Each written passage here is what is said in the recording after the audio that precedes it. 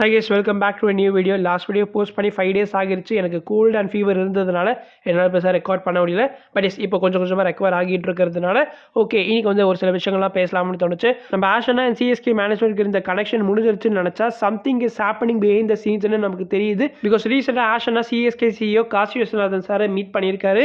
So இது வந்து ஒரு நார்மல் மீட்டப்பா ஆர் சம்திங் டிஸ்கஸ் பண்ணியிருக்காங்களா அப்படிங்கிற ஒரு சில விஷயங்களை பற்றி இந்த வீடியோவில் பேசலாம். அண்ட் மற்ற சில T20 world cup updates and cricket அப்டேட்ஸுமே இருக்குது. ஸோ அதெல்லாம் பற்றியுமே ஒன் பண்ண பார்க்கலாம். வீடியோ கண்டிப்பாக இன்ட்ரெஸ்டிங்காக இருக்கும். வீடியோக்கு லைக் தட்டிட்டு மறக்காம சேனலை சப்ஸ்கிரைப் பண்ணிக்கோங்க. இவாங்க வீடியோ தெரிஞ்சுக்கலாம். I guess for the first time ஒரு ஐசிசி ஈவெண்ட்ல இவ்வளோ கான்ட்ரவர்சிஸ் நடந்துட்டு வருது. கொஞ்ச நாட்கள் முன்னாடி தான் பங்களாதேஷ் இந்த T20 வேர்ல்ட் கப்ல நாங்கள் ப்ளே பண்ண மாட்டோம்னு வந்து சொல்லியிருந்தாங்க. அவங்களுக்கு பதிலாக வந்து ஸ்காட்லாண்டை ரீப்ளேஸ் பண்ணியிருப்பாங்க இல்லையா. லைக் பாகிஸ்தான் டீம் இந்த வேர்ல்ட் கப்ல ப்ளே பண்ணுறதுக்கு உங்களுக்கு பாகிஸ்தான் கவர்மெண்ட்டோட கிளியரன்ஸ் தேவைப்படும். ஸோ கிளியரன்ஸ் இப்போ கிடச்சிருக்கு. ஸோ கவர்மெண்ட் வந்து இப்போ ஸ்ரீலங்காவுக்கு பாகிஸ்தான் டீம் டிராவல் பண்ணுறதுக்கு பெர்மிஷன் கொடுத்துருக்காங்க. ஆனால் 15th February இந்தியாவுக்கு அகேன்ஸ்டாக விளையாட போகிற மேட்ச் வந்து நீங்கள் பாய்காட் பண்ணணும், அந்த மேட்சை ப்ளே பண்ணக்கூடாதுன்னு சொல்லியிருக்காங்க. India, Pakistan, Namibia, Netherlands, USA இந்த 5 டீம்ஸ் வந்து குரூப் ஏல இருக்காங்க. ஸோ பாகிஸ்தானோட எல்லா மேட்சஸுமே ஸ்ரீலங்காவில் தான் நடக்க போகுது. பட் ஸ்டில் இந்தியாவுக்கு அகேன்ஸ்டாக விளையாடக்கூடாது அப்படிங்கிறத பாகிஸ்தான் கவர்மெண்ட் இப்போ சொல்லியிருக்காங்க. ஐசிசியுமே ரொம்ப குவிக்காக ரெஸ்பாண்ட் பண்ணியிருக்காங்க. ஸோ ஐசிசி என்ன சொல்லியிருக்காங்கன்னா இந்த மாதிரி செலக்டிவ் பார்ட்டிசிபேஷன்லாம் அலோவ் பண்ண மாட்டப்பா. ஸோ இந்தியாவுக்கு அகேன்ஸ்டான மேட்சை கண்டிப்பாக பாகிஸ்தான் டீம் ப்ளே பண்ணணும். ஏன்னா நிறைய ஸ்டேக் ஹோல்டர்ஸ் இன்வால்வ் ஆகியிருக்காங்க. ஸ்டார் ஸ்போர்ட்ஸ் மாதிரி ப்ராட்காஸ்டர்ஸ்க்குலாம் இந்த கிளாஷோட இம்பார்ட்டன்ஸ் ரொம்ப நல்லாவே தெரியும். இந்தியாவை இப்போ நியூசிலாந்துக்கு எதிரான T20 சீரிஸ் வந்து கம்ஃபர்டபுளாக வின் பண்ணியிருந்தாங்க. அதே மாதிரி பாகிஸ்தானுமே வந்து ஆஸ்திரேலியாவுக்கு எதிராக வந்து ஒரு ஹோம் சீரிஸ் ப்ளே பண்ணாங்க.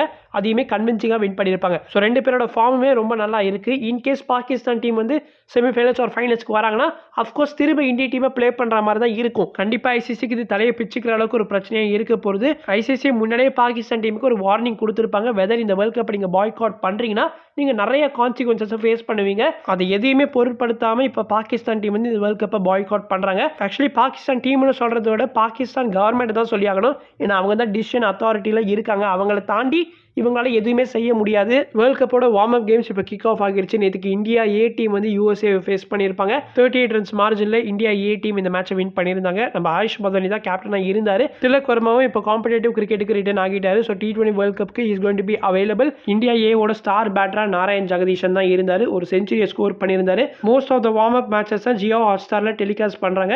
நம்ம இந்தியா வந்து சவுத் ஆஃப்ரிக்காவுக்கு எதிராக வந்து வெட்னஸ்டே நாளைக்கு ப்ளே பண்ணுறாங்க. அந்த மேட்ச் உங்களால் ஸ்டார் ஸ்போர்ட்ஸ் அண்ட் ஜியோ ஹாட்ஸ்டாரில் வாட்ச் பண்ண முடியும். அண்ட் இந்தியா ஏவுமே வந்து அடுத்து நமீபியாக்கு எதிராக ஒரு மேட்ச் விளையாடுறாங்க. அந்த மேட்சை ஜியோ ஹாட்ஸ்டாரில் டெலிகாஸ்ட் பண்ணுவாங்க. தென் சென்னையில் நடக்க போகிற வார்ம் அப் மேட்சஸ் ஸ்டேடியமில் பார்க்கலாமான்னு கேட்பீங்க. டிஎன்சிஏ எந்த ஒரு ஃபேனையுமே ஸ்டேடியம்க்கு அலோவ் பண்ண போகிறது கிடையாது. வார்ம் அப் மேட்சஸ்க்கு வார்ம் அப் மேட்ச் தானேப்பா, ஸோ ஜாலியாக போய் பார்த்துட்டு வரலாம் அப்படின்னு யாரும் கிளம்பிடாதீங்க. யாரையும் ஸ்டேடியம்குள்ளே அலோவ் பண்ண மாட்டாங்க. இந்தியா அண்டர்-19 டீம் இப்போ one step closer to reach the finals. So நாளைக்கு செமிஃபைனல்ஸில் ஆப்கானிஸ்தானுக்கு எதிராக ப்ளே பண்ண போகிறாங்க. அதர் செமிஃபைனல் மேட்ச்சில் ஆஸ்திரேலியா அண்ட் இங்கிலாந்து ப்ளே பண்ணுறாங்க. மோஸ்ட்லி இந்தியா ஆஸ்திரேலியா ஃபைனல்ஸ் வரும்னு நினைக்கிறேன். T20 வேர்ல்ட் கப்பில் இந்தியன் டீமுக்கு அகைன்ஸ்டாக நாங்கள் ப்ளே பண்ண மாட்டோம்னு சொன்ன நாள் அன்றைக்கி தான் இந்தியா அண்டர்-19 டீம் வந்து பாகிஸ்தானுக்கு எதிராக வின் பண்ணியிருப்பாங்க சூப்பர் 6ல். ஆயுஷ் மாதிரி இப்போ ஒரு பக்கா பேட்டிங் ஆல்ரவுண்டராகவே மாறிட்டாரு. Last game against Pakistan 3 wickets எடுத்திருந்தாரு. பட் சிஎஸ்கே ஃபேன்ஸுக்கு வருத்தமாக இருக்கிறதே நம்மளோட 2 ஓப்பனர்ஸுமே இப்போ ரொம்ப இன்கன்சிஸ்டண்டாக இருக்காங்க. நியூசிலாண்டுக்கு அகேன்ஸ்டாக அந்த ஒரு 50 தவிர ஆயுஷ் மாதிரி பெருசாக இந்த வேர்ல்ட் கப்பில் வித் த பேட் எதுவும் பண்ணலை. தென் சஞ்சுக்கு ஒரு disaster T20 series against New Zealand. கடைசி 5th T20 வந்து அவரோட ஹோம் கிரவுண்ட் திருவனந்தபுரம்ல தான் நடந்துச்சு. நிறைய ஃபேன்ஸ் செம்ம எக்ஸைட்டடாக இருந்தாங்க. கண்டிப்பாக எனக்கு சஞ்சுவோட கம்பேக் இருக்க போகுதுன்னு.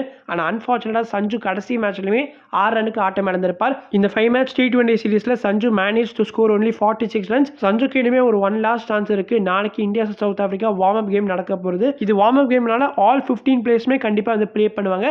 ஸோ சஞ்சு கண்டிப்பாக பேட் பண்ண தான் போறாரு. So let's hope maximum Sanju எவ்வளோ பால்ஸ் ஃபேஸ் பண்ணுறாரோ அதுக்கு ஏற்ற மாதிரி ஒரு நல்ல நாக் ப்ளே பண்ணாருன்னா மேபி சஞ்சுக்கு ஒரு அவுட் சைட் சான்ஸ் கிரியேட் ஆகலாம். பட் அதுவுமே ரொம்ப டிஃபிகல்ட் தான்.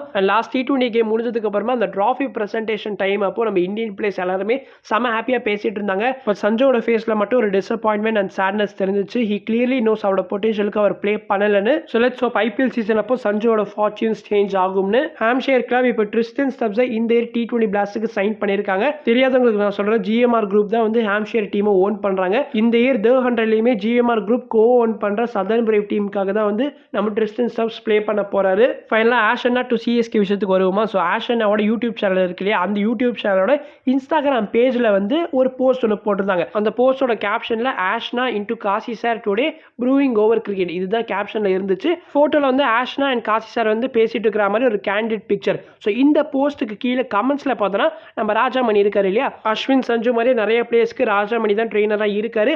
அண்ட் சஞ்சு ஃபர்ஸ்ட் இந்த சிஎஸ்கேக்கு ஜாயின் பண்ண போறாருன்னு ரூமர்ஸ் வரப்போ சஞ்சுவோட போஸ்ட் கீழே இவர் தான் வந்து எல்லோ ஆர்ட்டை போட்டு ஹிண்ட் கொடுத்துருப்பாரு.